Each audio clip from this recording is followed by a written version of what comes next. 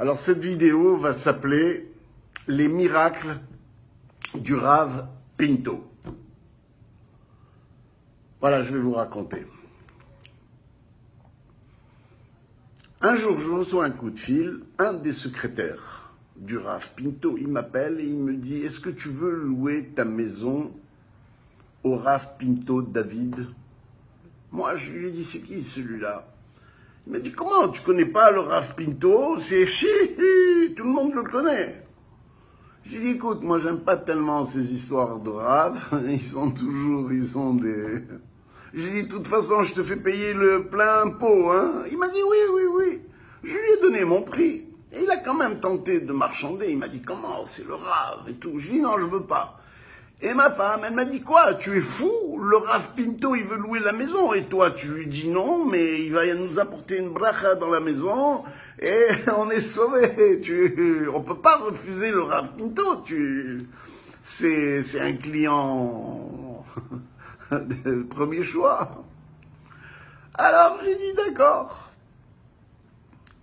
Alors, quand le Rav Pinto, il est venu, je dis « Je vous en prie, faites attention à la maison, etc. » Et au lieu de me répondre oui, de me rassurer, il m'a dit « Viens, je te fais bracha, choser, vetchouva, choser, vetchouva. » J'ai dit « Ah, je veux pas, moi, surtout pas. » Bref, et moi je suis parti à Hammamet, en vacances à Tunis. Vers le 20-25 août, je reçois un appel de mon entreprise. Il y a un responsable qui me dit « Écoute, ce matin, il y a l'inspection du travail qui a débarqué. » Moi, j'avais 30-40 employés. Et il a découvert 5-6 employés qui étaient pas déclarés.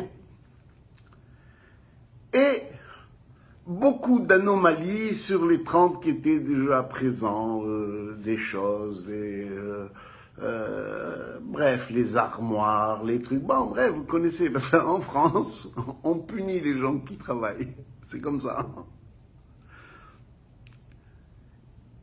Et il me dit, tu as rendez-vous le 14 septembre. Il m'a enlevé tous les chlouks.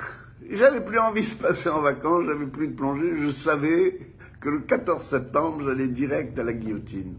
Warda, la fin des vacances, elle est arrivée. Je rentre à Paris et je vois que tous mes employés, ils m'ont chargé. Ils m'ont dit oui, il n'y avait pas la prime de panier, oui, il n'y avait pas ci, oui, il n'y avait pas ça. Vous savez comment ils rentrent comme des brebis et au bout de quelques temps, ça ne devient pas des loups, ça devient des loups-garous. Et moi, je ne vous cache pas, j'étais vraiment très malheureux. J'ai dit knekt à la bakra, knekt morte à la galina, comme on disait à Tunis.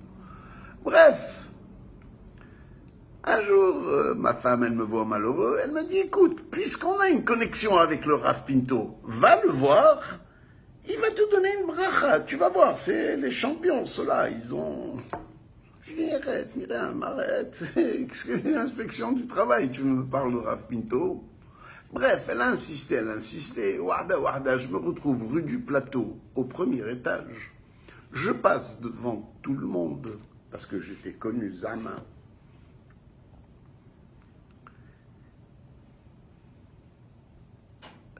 Il me reçoit, il m'invite à m'asseoir et il m'invite à mettre une kippa. Moi, je lui dis, écoutez, monsieur, je ne veux pas faire l'hypocrite devant vous. Moi, je ne mets jamais la kippa et puis ce n'est pas tellement mon style.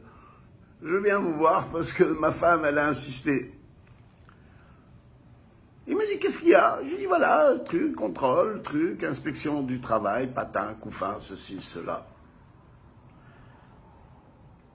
Il écrit un bout de papier, tout comme ça. Et qu'est-ce qu'il me dit? Il t'arrivera rien. Je dis, mon Dieu, quel khalwad celui-là, quel khalwad. Bref, il n'avait pas beaucoup de temps parce qu'il y avait beaucoup de monde. Je mets le papier dans ma poche et je sors. J'avais une rasra. Alors, qu'est-ce que j'ai fait? Il y a un sauna rue du Faubourg Saint-Martin. J'ai dit, Warda, je vais me faire un sauna, un petit massage, ça va passer. Bref, je rentre dans le sauna, la chambre où il y a plein de vapeur. Je ne vous cache pas que j'étais un petit peu triste. Et je me laisse transpirer. D'un coup, il y a il vient, il me dit « Charlie, comment ça va ?» J'ai dit « Comment il a pu me reconnaître? Il y a plein de buées, plein de trucs. Moi-même, j'ai eu du mal à le reconnaître. » Il m'a dit « Écoute, c'est Bernard. »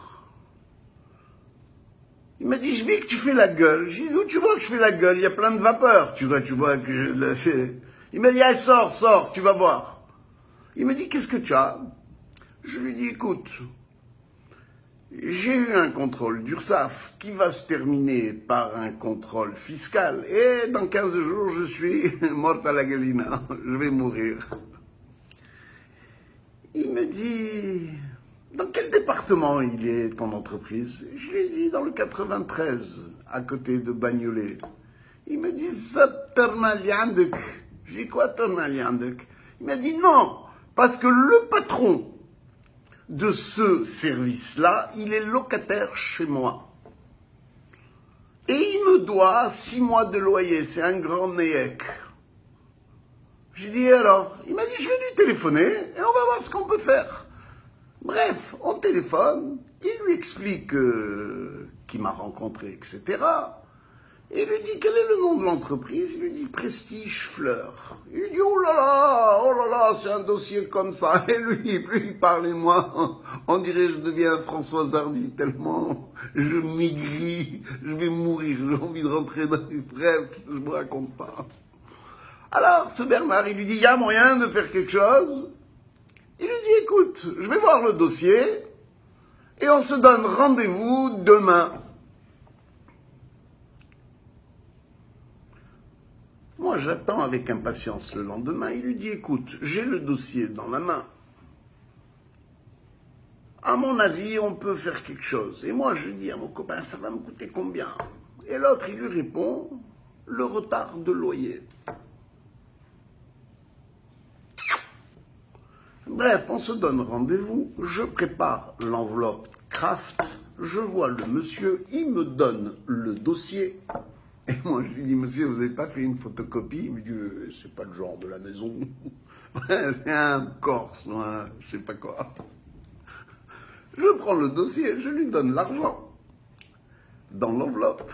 Et lui, il donne l'enveloppe à ce fameux Bernard. Et il est quitte de son loyer, moi je suis quitte, j'ai plus de contrôle. Yahoua, je prends tous les dossiers, je le prends, je les éparpille, je les jette un peu dans chaque poubelle. Yahoua, il m'a enlevé la plus grande des rastras du monde. Et je ne pouvais pas m'empêcher de penser quand même à ce Rav Pinto. Et tout de suite, en 3 jours, j'avais plus rien. C'est incroyable, c'est incroyable. Et moi-même, comme vous dites si bien, j'arrive pas à croire. Mais c'est pas fini du tout. On passait ce moment-là à l'euro. J'avais un client qui s'appelait Le Nôtre, qui me commandait pas mal de fleurs. Et la dernière facture qui était de 16 000 francs, je me rappelle très bien, il avait du mal à me la payer. Et Baki, ma secrétaire, elle appelle, bonjour monsieur, je vous appelle concernant notre dernière facture, oui demain, oui après-demain, oui demain. À la fin, je me suis énervé, je l'ai appelé, j'ai dit, monsieur, ça fait 2 mois qu'on attend cette facture, il faut nous la payer. Tenez-vous bien, il est là le miracle du Rav Pinto. Une semaine après, je reçois un chèque. Mais pas de 16 000 francs, de 16 000 euros. Et si vous faites la conversion, vous vous apercevez exactement, mais alors exactement, au franc près ou à l'euro près, ce que j'ai donné à ce kbar, Le Nôtre, il m'a donné l'argent. Alors ma femme, elle m'a dit, écoute, tu vas rendre. J'ai dit, qu'est-ce que je vais rendre? Tu es fou, on attend qu'il nous appelle. Et la comptabilité de Le Nôtre ne m'a jamais appelé. J'ai donc encaissé 16 000 euros et ça m'a rien coûté. Alors vous allez me dire, Maintenant que tu as eu ce miracle-là, tu vas croire. Tu vas quand même... J'arrive pas. J'arrive pas. Pourtant, c'était miraculeux. Je m'en suis sorti royalement. Alors, si ce Rav Pinto, il m'écoute, je lui dis merci, merci, merci. Mais la prochaine fois que je vous loue, faites attention aux plates-bandes, aux fleurs, parce qu'il m'a tout abîmé. Comme il recevait du monde, etc., il m'a niqué la maison. Mais à ce tarif-là, vrai happy. Parce que même l'individu, en dehors de ses prédictions, il est sympathique, il est très gentil. Et moi, la vérité, je me suis fait copain avec lui.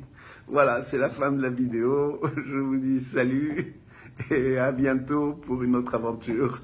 Ah, j'ai oublié de vous dire, pas de like, hein, ne commencez pas à m'énerver, parce que moi, je travaille, je passe 10 minutes à vous faire plaisir, passez une demi-minute à m'écrire un petit mot. Charlie, tu es très très lourd, tu nous emmerdes avec tes histoires.